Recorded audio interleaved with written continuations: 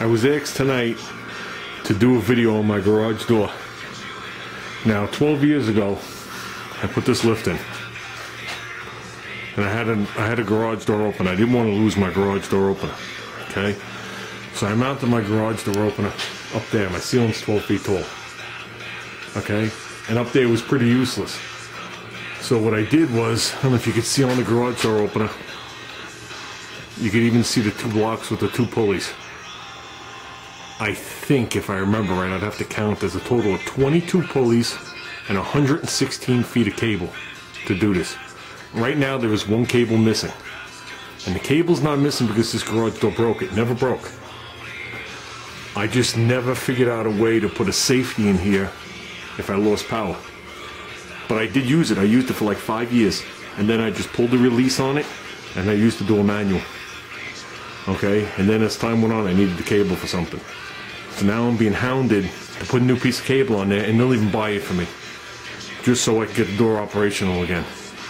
I know we're not going to be able to see it, but it goes, let's see, it goes there, goes towards the front of the garage. Might be able to see it up through this hole. No, we're never going to see it.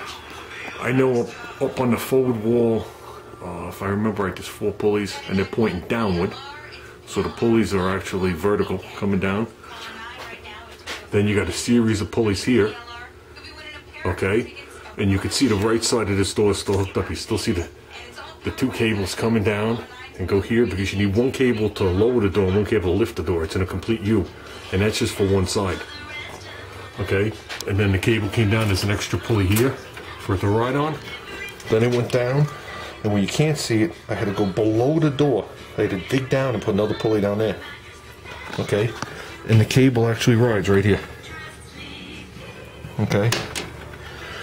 It's hard to see. It's all spider webs and stuff. There's actually a pulley down there.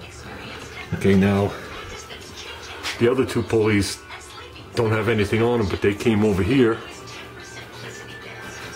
Then there's 2 more pulleys here. You can even see the line. And they came down and they did this side of the door. This is the piece of cable that's missing. I actually took it off when I had to do the trailer. I know it was a stupid thing to do, but like I said, this door is still up and functional. And it is cool to watch. But like I said, with the 1 cable missing, yeah, the reflectors aren't right. But that's the actual piece that would slide the tray, and I know I can't get it on videotape. On the end of that tray, there's actually 4 cables hooked to it. Okay. Right. Oh, yeah, you definitely can't see it. But the cables coming down with the here have turnbuckles on there for adjustments, because you got to fine tune the door so it goes up and down straight and doesn't bind. Like I said, I haven't used this in years. Maybe I will get the 1 cable and put it back in. What's it gonna take me? A couple hours? Thing took me 2 weeks to design and build at the time. So these go back to the days when my brain was fully functional and I didn't mind doing projects. You know what I mean? But maybe I will get it up and going. And you can see where the garage door mount originally was. You can see the notch in that beam. And the notch in that beam. And then there was, you know, the things hanging down from the ceiling, which are long gone. Like I said, I couldn't put the car up. So, no use in having a lift if you can't put the car up. So, I think you're going to see another video from this coming in the future. Like I said, I got the button in the garage. Okay, I have 2 buttons, 1 in each car. One was in the AMX to show you how long ago it was. Still sitting in there. The other's in my American.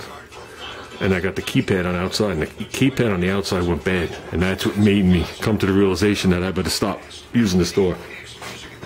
Because if something goes down, the only way to get into this garage, there's no doors.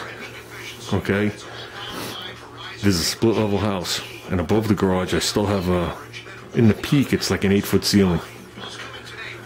But once you go towards the inside of the house, the ceiling drops down to like 3 feet.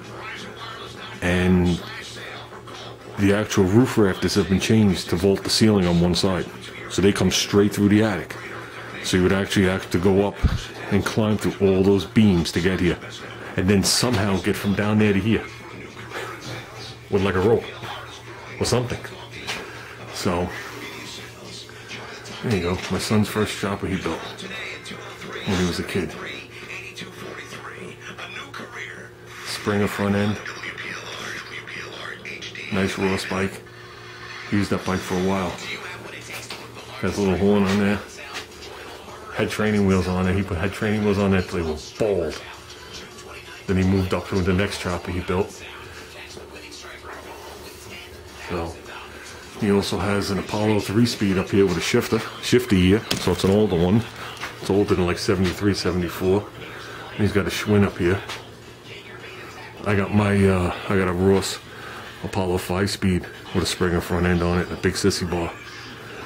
All done in Big Bad Orange AMC colors. That sits in the house though. So that's it. This will probably be part 1 on this garage door. Thanks, Mike.